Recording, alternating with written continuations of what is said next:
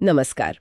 आज हम 1995 के एक सत्संग कार्यक्रम के अंश को देख रहे हैं। इसका शीर्षक है लोकतंत्र में धर्म स्थापना जी। इसमें एक बड़ा दिलचस्प सवाल पूछा गया था कि जैसे पुराने युगों में त्रेता में राम या द्वापर में कृष्ण, इनके अवतारों का एक मुख्य लक्ष्य था असुरों का संहार करना। हाँ, बिल्कुल। पर आज का युग तो लोकतांत्रिक है, तो इसमें भगवान सदानंद जी जैसे जो मार्गदर्शक हैं वो किस लक्ष्य पर काम कर रहे हैं।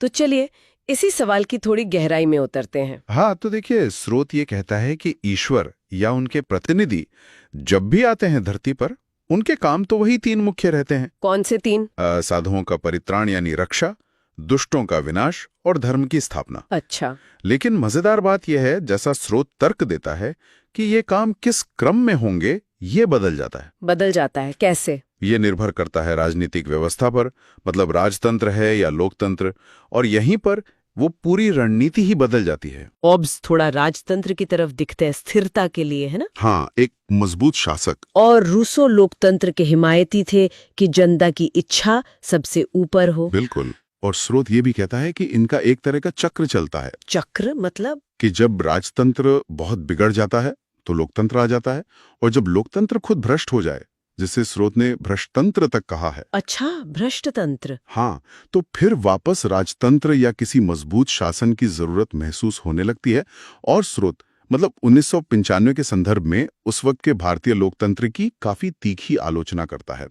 भ्रष्टाचार, अयोग्यता, इसके कई उदाहरण दिए हैं, जैसे अनुभवहीन मंत्री या वो चुनाव में धांधली, बूथ कैप्चरिंग। हाँ, वो दौर था ऐसा। कुछ राजनीतिक घोटालों का भी जिक्र है, और यहां तक कहा गया है कि शायद देश को इंदिरा गांधी जैसे डिक्टेटर टाइप नेता की जरूरत है। ओहो, ये तो काफी सीधी और कठोर बात कह दी स्रोत ने। जी, उस समय के हिसाब से। खैर, हम अपने मूल सवाल पर आते हैं। इस पृष्ठभूमि में धर्म स्थापना की जो रणनीति है वो राजतंत्र और लोकतंत्र में अलग कैसे हुई? देखिए, राजतंत्र में मामला काफी सीधा था। स्रोत बताता है कि जैसे राम या कृष्ण के समय में अगर कोई राजा दुष्ट है तो उसे हटा दिया, युद्ध करके या जैसे भी। हाँ, और उसकी जगह किसी सज्जन व्यक्ति को गद्दी पर बैठा दिया। अब सेना, खजाना सब नए राजा के हाथ में आ गया। तो फिर धर्म की नीति लागू करना आसान हो गया। बिल्कुल, क्रम सीधा था। पहले दुष्टों का नाश करो, फिर सज्जनों की रक्षा करो, और तब धर्म की स्थापना। तेज और प्रभावी तरीका। लेकिन लोकतंत्र में तो कोई एक राजा है नहीं जिसे हटा दे। यहाँ तो सत्ता जनता में है। फिर यहाँ क्या होता है? यही तो मुख्य अंतर है। लोकतंत्र में राजा कौन है? जनमानस, आम जनता। सही बात। और आप जनता को ही खत्म तो नहीं कर सकते ना। धर्म स्थापना तो करनी ही उन्हीं के लिए है। हाँ, ये तो है।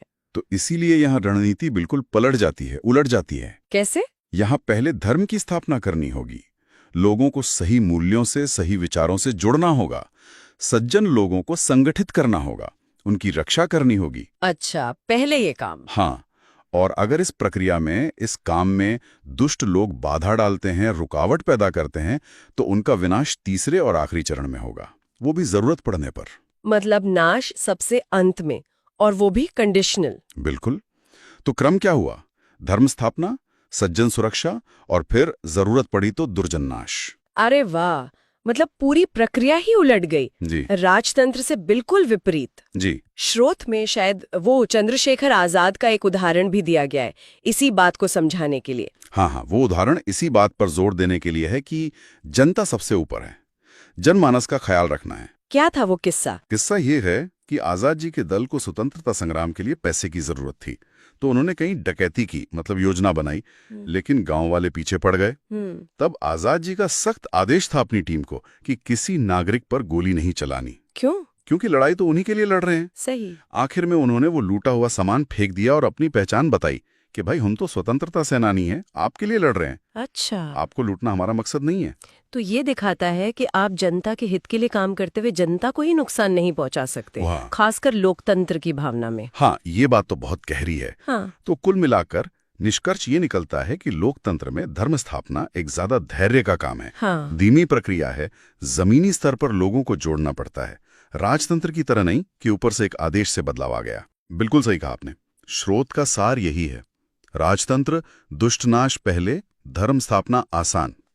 लोकतंत्र, धर्म स्थापना और सज्जन सुरक्षा पहले, दुष्टनाश अंत में, अगर जरूरत हो तो। स्रोत के अंत में एक जिज्ञासु फिर पूछता भी है कि ये जो प्रक्रिया है, मतलब धर्म स्थापना पहले करने वाली, ये चल कहाँ रही है? हाँ, ये सवाल आता है। और जवाब मिलता है कि भाई ये समझने के लिए या तो खुद मैदान में उतरो, उस काम में लगो जी, या फिर जो लोग लगे हुए हैं उनकी सुनो, उनके अनुभव देखो।